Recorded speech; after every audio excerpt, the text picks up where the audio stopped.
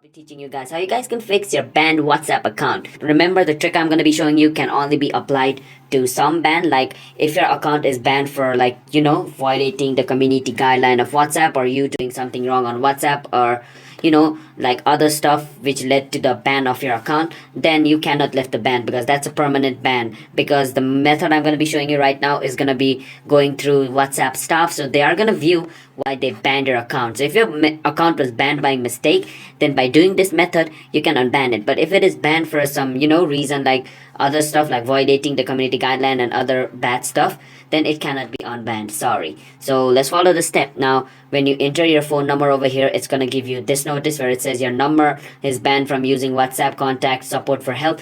Now once this message pops up, you know your account is banned, right? Now over here you can click on support, and after you click on support, it's going to take you over here. And after it takes you over here, you can enter your problem over here. So our problem is, so you should write this, or you can write other stuff which you want. Just it's like writing a letter, so make it a bit nice. Don't write rough word and other stuff, okay? They won't view it if you write like rough word and other stuff. So make it clear and simple as possible, like my account got banned for no reason, please unban it, thank you, and click on next.